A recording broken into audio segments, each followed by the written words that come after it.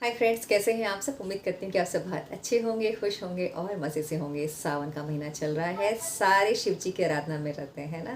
तो अच्छे से पूजा अर्चना कीजिए, भगवान शिव आपकी सारी मनोकामनाएं पूरी करें। ऐसी मेरी ख्वाहिश है और ऐसी मैं हमेशा विश करती हूँ कि मेरे सारे व्यूवर्स बहुत बहुत बहुत खुश रहें। प्लीज़ मेरे चैनल को लाइक कीजिए, सब्सक्राइब कीजिए और आगे इसे बढ़ाइए ताकि जिन लोगों को इसकी ज़रूरत है वहाँ तक पहुँच सके। हमने पिछली बार रिश्तों की बात की थी। रिश्तों में बहुत सारी चीज़ें होती हैं और मिसअंडरस्टैंडिंग भी क्रिएट होती हैं, कर्मास भी फॉलो होते हैं और अब से नहीं हो रहे होते, बहुत पहले से हो रहे होते हैं। मेरे पास कई लोगों के मैसेजेस भी आए, कई लोगों के कॉल्स भी आए इसको लेके। तो मैंने सोचा चलो इसी की बात को हम आगे बढ़ाते हैं और आपको कुछ नई चीज़ें बताते हैं।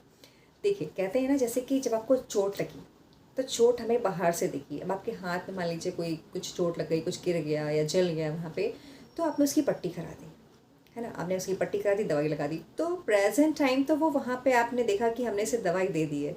तो क्या दवाई देते ही, पट्टी लगाते ही आपको आराम आ गया? नहीं आया ना। उसको भरने में भी टाइम चाहिए। उसको भरने में 1 वीक भी लगता है, मंथ भी लगता है और बहुत डीप है तो ईयर भी लगता है ना। सेम रिश्तों में प्रॉब्लम होती है। मैंने कहा कन्वर्सेशन स्टार्ट कीजिए। आपके रिश्तों में प्रॉब्लम है, बातचीत करना बिल्कुल जारी रखिए, बंद मत कीजिए। सामने वाला बात नहीं करना चाहता फिर भी कोशिश कीजिए, और सामने वाला जो भी वो भी सुन ले, बात करिए क्योंकि उसी से आपको सॉल्यूशन मिलेगा। ठीक है, बिना बात के तो देखिए कोई सॉल्यूशन है ही नहीं। तो अब हील होने में टाइम लग रहा है, क्योंकि देखिए हम बातें करते जाते हैं। कई बार जब रिश्ते हमारे चल रहे होते हैं और कई बार ख़राब हो जाते हैं तो हम गुस्से में बहुत सारे वर्ड्स बोल जाते हैं। कई बार हम ऐसी बातें बोल जाते हैं जो सामने वाले को हर्ट कर जाती हैं। 1 बार हर्ट की, 2 बार हर्ट की, 3 बार हर्ट की, 4 बार हर्ट की। सोचिए वो घाव कितना गहरा हो जाता है। और हम सोचते हैं कि सिर्फ एक सॉरी बोल देने से वो सॉल्व हो जाए। क्या ये पॉसिबल है? अच्छे से टाइम ले लीजिए, मुझे सोच के बताइएगा क्या ये पॉसिबल है। ये पॉसिबल नहीं है। जब कोई जल जाता है, आपने देखा होगा कोई जल जाता है, कोई बर्निंग केस होता है तो उसको भरने में सालों लग जाते हैं। यहाँ तक कि स्किन में नहीं आती। डॉक्टर ये बोल देता है कि अगर सेल जल चुके हैं तो स्किन नहीं आएगी। सेम, अगर आपके इमोशंस जल चुके हैं, इमोशंस बर्न हो चुके हैं, सामने वाला नहीं आना चाहता, तो आप कोशिश कर लीजिए, वापस नहीं आएगा। यहाँ पे कर्मास भी फॉलो होते हैं, है ना। कि आप कब कौन सा कर्म करके आए थे, किसका फल आपको कब मिलेगा। अभी हम जो फल काट रहे हैं वो कौन से कर्म का है। और कई बार जब हमारे कर्म पूरे नहीं होते तो उसे काटने के लिए हमें फिर वापस आना पड़ता है, क्योंकि आपने तो वो छोड़ दिया था। अब आपकी एनर्जी किसी के साथ नेगेटिव चल रही है, आप उसे नेगेटिव एनर्जी भेज रहे हैं, नेगेटिव एनर्जी चल रही है, सामने वाला बात नहीं करना चाहता। देन क्या होगा? देन होगा ये कि ये कर्मा अभी बंद नहीं होगा, ये कर्मा फिर चालू होगा और आप इसमें फिर मिलेंगे और फिर कौन सी एनर्जी क्रिएट करेंगे नहीं पता। इसमें मैं आपसे एक छोटी सी चीज़ कहना चाहूँगी कि अगर आप लोग मेडिटेशन करते हैं तो बहुत अच्छी बात है। क्षमा प्रार्थना करना सीखिए, डेली क्षमा मांगिए। और क्षमा कैसे मांगनी है? दिल से मांगनी है, दिल से। ये नहीं कि हमने सिर्फ बोलने के लिए बोल दिया और अंदर तो अरे जी ये तो वैसे हैं, वो तो वैसे हैं, कुछ भी कर लो, फ़र्क तो पड़ने वाला है नहीं, हम तो चाहे कुछ भी कह लें, इन्हें समझ में नहीं आता। ऐसे नहीं करनी है। उनके बारे में पॉजिटिव बात कीजिए। कोई अगर आपसे कुछ कहता भी है तो भी पॉजिटिव बोलिए, नेगेटिव बिल्कुल मत बोलिए, क्योंकि आपकी वाइब्रेशन वहाँ तक पहुँच रहे हैं। जब आप मेडिटेशन में बैठते हैं तो सामने वाले को, सामने सोचिए कि वो सामने बैठा हुआ है, अपने सिर के ऊपर एक इन्फिनिटी का साइन बनाइए। आपने इन्फिनिटी देखा है ना, लाइक 8, हाँ वैसे आपको साइन बनाना है अपने ऊपर भी और सामने वाले सोल के ऊपर भी। उसके बाद आप वाइब्रेशन भेजिए, पॉजिटिव वाइब्रेशन जाएंगी, सामने से भी आपको पॉजिटिव रिस्पॉन्स मिलेगा और आप कहेंगे अमेजिंग बेनिफिट है। तो ये ज़रूर करिएगा। देखिए, रिश्तों को समझाने के लिए तो बहुत सारा टाइम मुझे चाहिए होगा जब मैं आपको रिश्ते के बारे में समझा पाऊँगी, लेकिन फिर मैं इतना कहना चाहूँगी कि भगवान ने हमें इस दुनिया में भेजा है, इस दुनिया में हमें जन्म दिया गया है और कहा गया है कर्मों को निभाओ। कई बार देखिए रिश्ते माँ बाप के साथ अच्छे नहीं होते भाई बहनों के साथ अच्छे नहीं होते, पति पत्नी के साथ अच्छे नहीं होते। कई बार तो रिश्तों में इतनी प्रॉब्लम होती है कि इंसान अकेला खड़ा होता है।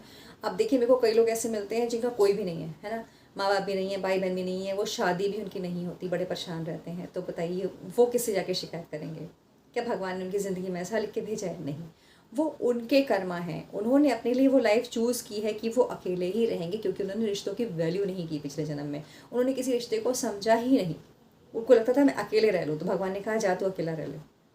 आपके हर संकल्प पूरे होते हैं, चाहे वो देर से हो, चाहे वो 2 दिन बाद हो, चाहे वो सालों बाद हो। हम भी कई बार सोचते हैं चीज़ों को, पर वो तुरंत तब नहीं होती, उसका असर बहुत बाद में होता है ना।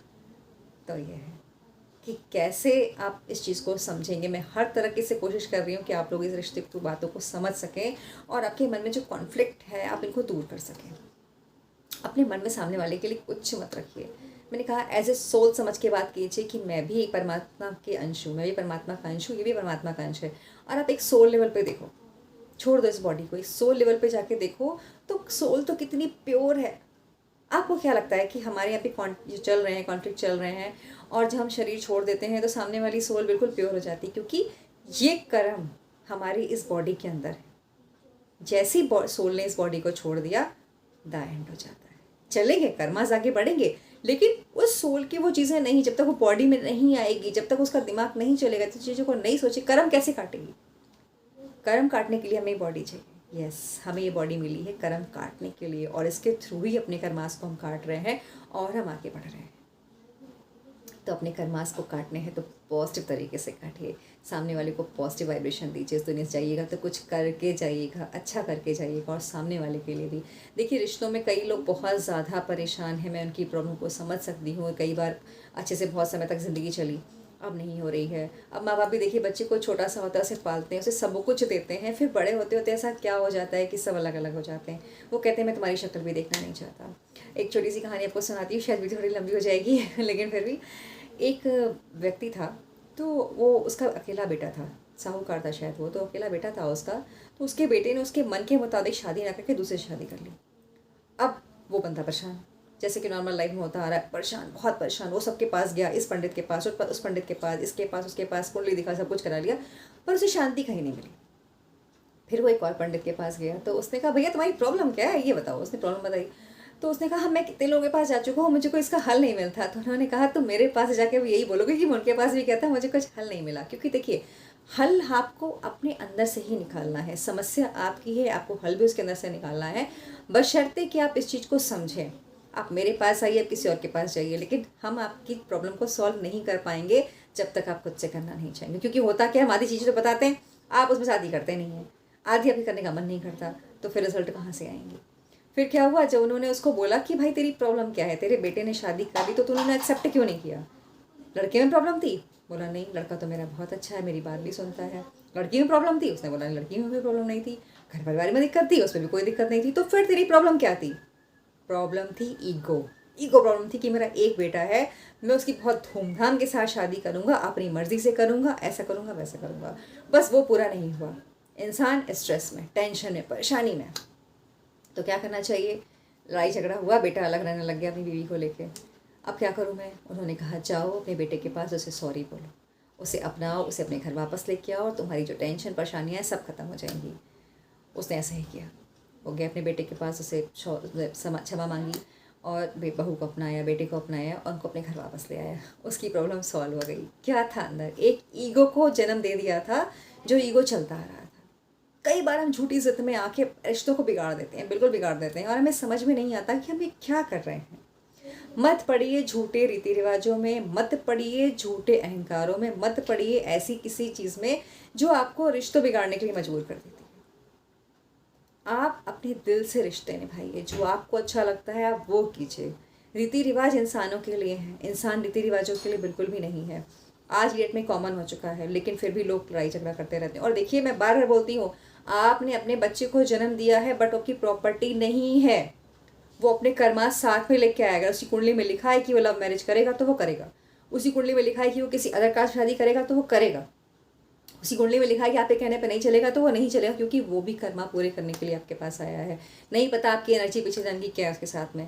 इस जन्म में आपका बेटा है, सिर्फ आपने उसे जन्म दिया है, बट कर्मास जो है वो पिछले चल रहे हैं, और जो कर्मास संस्कार में पड़े हुए हैं वो उसे फॉलो करने ही करने हैं, है ना। तो प्लीज़ अपने सोचने के डायरेक्शन को थोड़ा सा चेंज कीजिए।